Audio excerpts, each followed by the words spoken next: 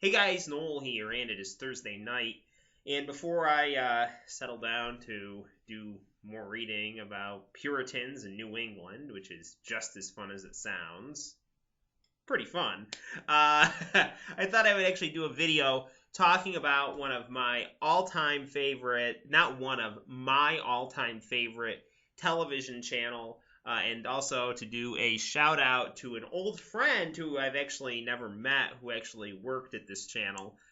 We used to correspond quite a bit.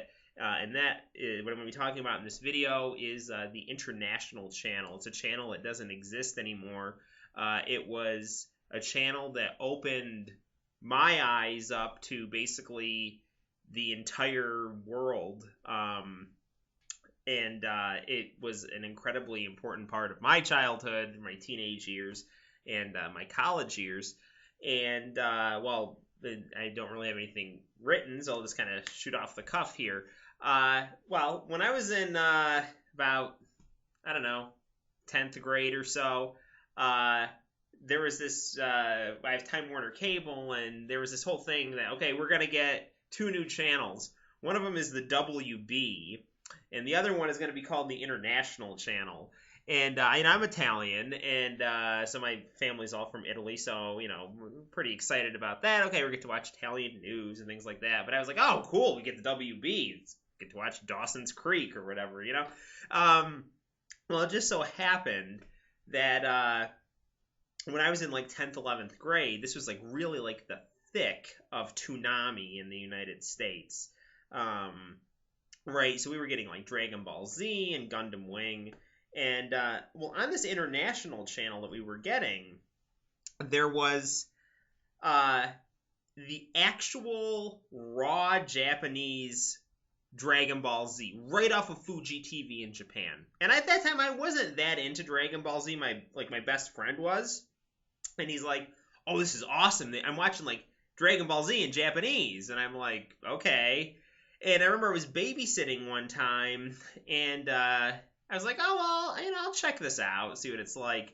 And I saw Hinorobu Kageyama's Head Chala opening to Dragon Ball Z, and it was just, the coolest thing I'd ever seen.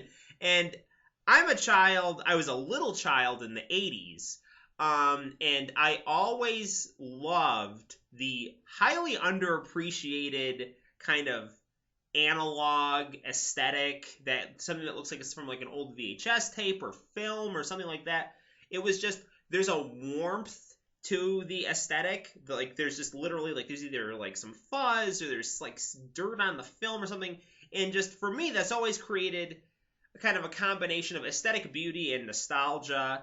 And so the footage from this Dragon Ball Z opening was not cleaned up or anything like this. It was just just raw film footage right from Fuji TV in Japan, where maybe they just weren't that, they just didn't care that much about the film quality. They just cared more about the quality of the drawings and things like that for Dragon Ball Z. Well, anyway, I didn't even watch the whole episode, but I just started of this episode of Dragon Ball Z because I wasn't that into it at the time, but this opening just blew me away. The look, the sound, everything. And it was like an 80s song too. And at the time, you people who didn't grow up in the 90s, it was a dark age for fans of the 1980s. It was. Because all these Nietzschean, Nirvana, skater hypocrites, who claim to, just whatever you want, man. No, that is bullshit. They posited a new oppressive center, a new oppressive aesthetic center that was just as, if not more commercial than anything the 80s had. And I remember being in high school, and it's if you were in bright colors or you're 80s music, you're stupid or something like that. Well, Japan and the rest of the world was kind of, lingering maybe 10 years behind the official aesthetic of the U.S. Not even necessarily that it was behind, it just was kind of doing its own thing. Tetsuya Komuro was really, he was like a hit machine, man. The keyboard guy from TM Network, and he just made all these awesome songs in the 80s using synthesizers. And Japan and Asia really kind of appreciated that more kind of synth pop dance aesthetic that was, popular in Europe at the time too. So I was just like tuning into this international channel just to see aesthetics that I didn't that I loved, but that were really absent in the U.S. mainstream. Um, so then I just started watching the animes. Like I started watching Dragon Ball Z every week. 9 o'clock, 9 o'clock on Fuji TV, just like all the time. Like that was. I remember I'd go grocery shopping with my grandpa. I'd get home, I'd do schoolwork, and then at night, it was Hey Hey Hey Music Champ and Dragon Ball Z. And then, well, first it was Dragon Ball Z, then Hey Hey Hey Music Champ, then they had like a Japanese drama afterward. And then I started to watch those, which were really cool. And then they like they got new animes at like Wednesday night, like at 1 a.m. They had Armored Trooper Votoms and the Irresponsible Captain Tyler. And then I just started watching the Japanese news and just because of just my liking for 1980s aesthetics and the other parts of the world's liking for 1980s aesthetics, I just got sucked into this channel.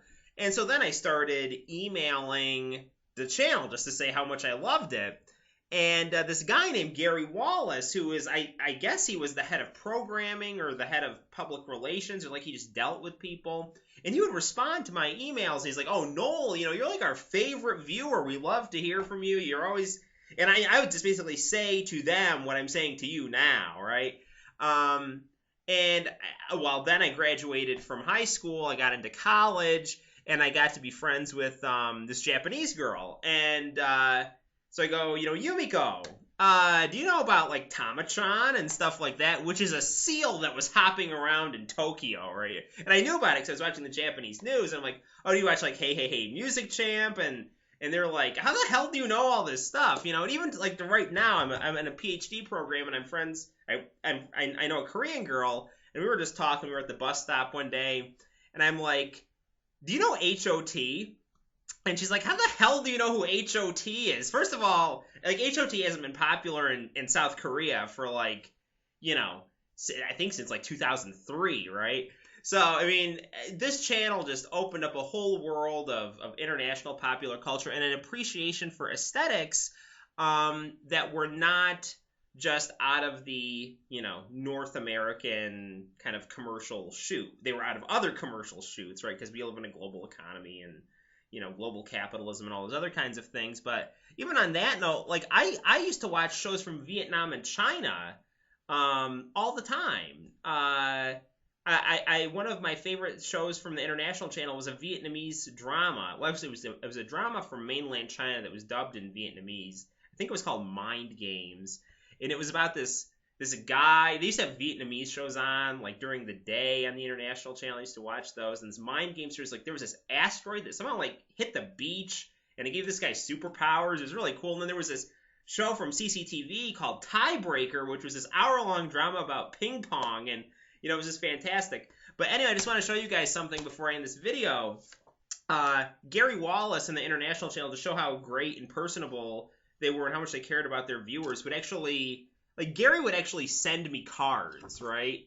So, yeah, here this is right here. And I haven't had a chance to hear from Gary in a long time. They canceled Time Warner, they canceled International Channel on in like 2005, and I have stacks of tapes.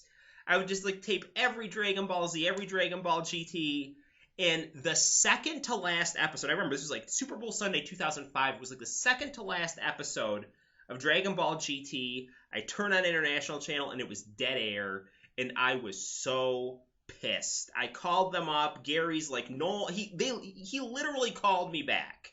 I wasn't there. He left a message on my machine. He said, "Noel, call Time Warner and just yell at them." And I did, and they didn't do anything. And so as time passed, International Channel rebranded, called itself AZN. Comcast bought it, and like all Comcast properties, like G4 right now, it just ended up getting mismanaged, and it just kind of disappeared. But I just wanted to make this video to let Gary know this is the face behind the emails, 10 years afterward, and share some of the cards, and to just show how much this channel meant to me, and and how much it opened my mind and made me be able to appreciate other cultures just in their native way, just in the way that other countries want to just represent themselves through commercial aesthetics, and it's incredibly meaningful to me. So actually, to end this video, I want to show one of my favorite clips from Hey Hey Hey Music Champ, one of my all-time favorite shows on International Channel. Actually, you can see Machan and Hamachan kind of in the background here.